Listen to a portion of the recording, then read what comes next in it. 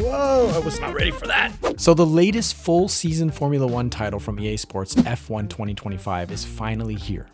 And the first big question we keep getting asked at Overtake is it any good in VR?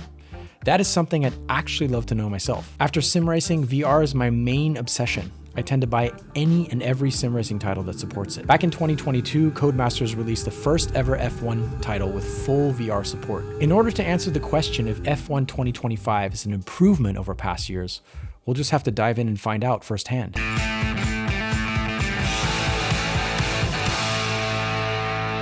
For this quick test, I'll be running 2 headsets, not at the same time, of course.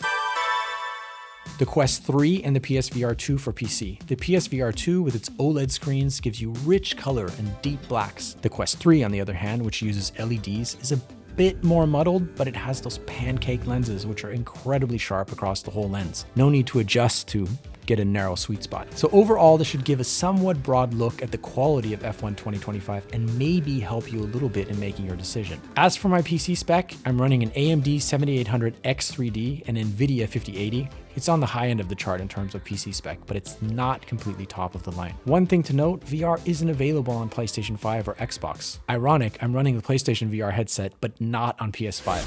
All right, so here we are in the PSVR 2 for the first test.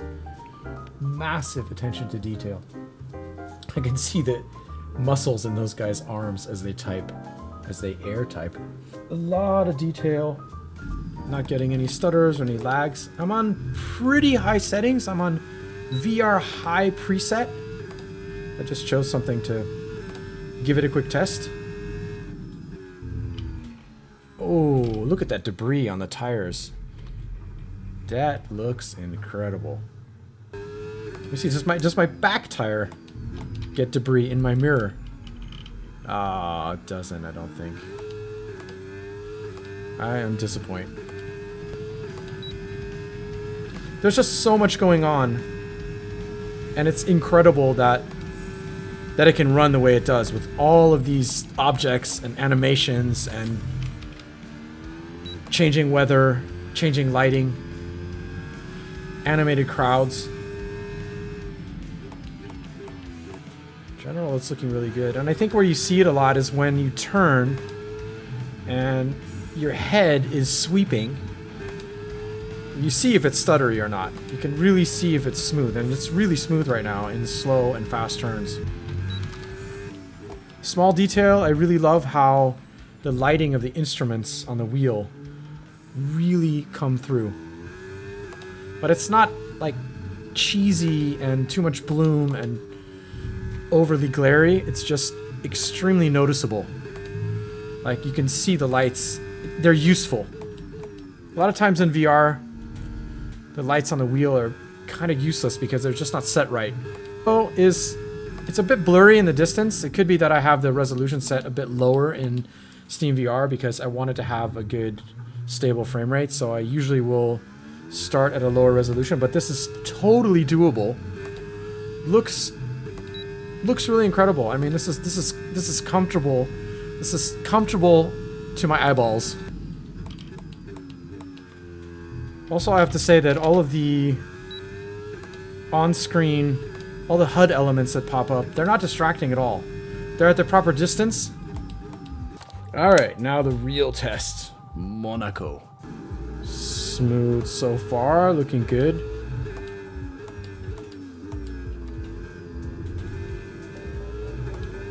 Whoa, that light transition is amazing. That's something I'm really noticing is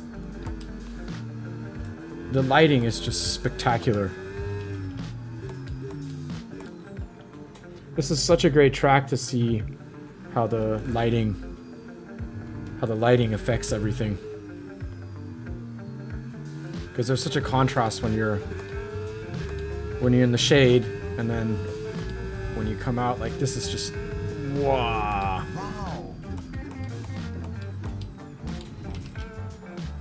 But when you're this closed in on a track like Monaco, it's so important that it runs smoothly because you can actually get quite sick in an environment like this if you're sensitive at all. Ah, a few stutters. A few stutters again. Could be something on my PC causing that. Always possible. But when you have it in the same, when you have a stutter in the same part of the track, then it's usually something that's not quite optimized. I really wonder why, if it's this optimized, why they couldn't bring it to the PS5, but I guess that's a question for another time. I'm afraid I'm not happy with your creative But I could imagine this would run on a PS5 Pro. Okay, mate, final lap. Keep your concentration. Maybe there's still hope for the PS6. So already getting quite a few drop frames. Let's see how it performs when the race starts. This is the most important thing.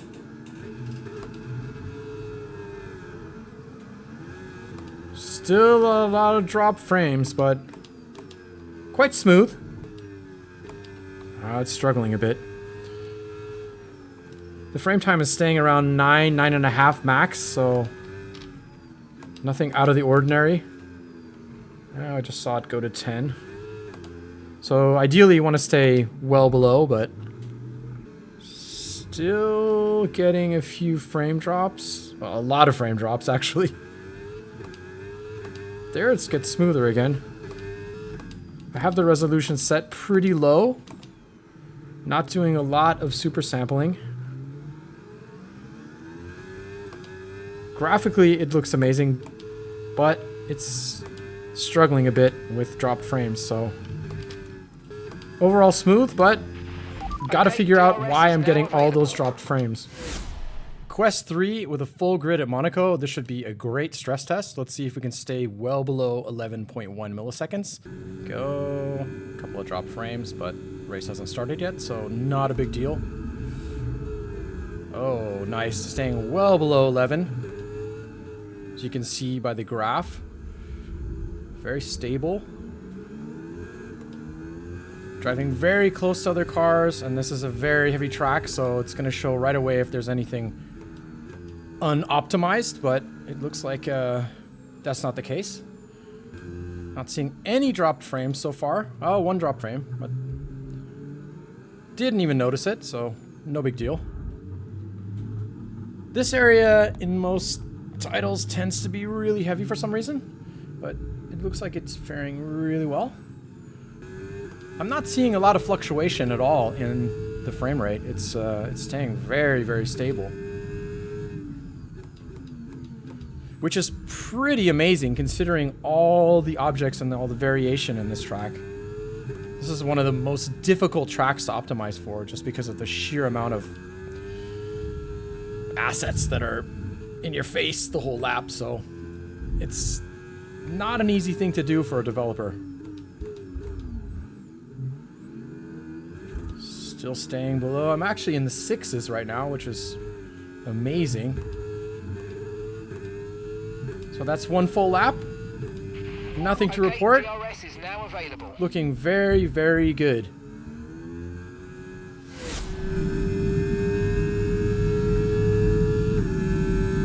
According to the official source, the most noteworthy VR enhancements and upgrades are path tracing and improved VR HUD. Path tracing adds an incredible amount of immersion to the overall scene. The way the light and reflections now behaves is incredibly naturalistic, at times bordering on hyper-realistic. The HUD, an often overlooked part of any driving title, is now sitting at a proper distance to avoid being distracting and therefore more useful while driving. As a very first impression, without much in-depth testing and messing about in the settings, F1 2025 is looking really good for us VR fans. Is F1 2025 good in VR? Is it worth buying just for that? That's something that's really hard to give a flat yes or no answer to, because it might depend on things like the headset you own, your PC spec, and whether you're willing to spend time fiddling with settings. But let us know in the comments. Have you tried it out for yourself, or are you still on the fence? Until next time, see you on track.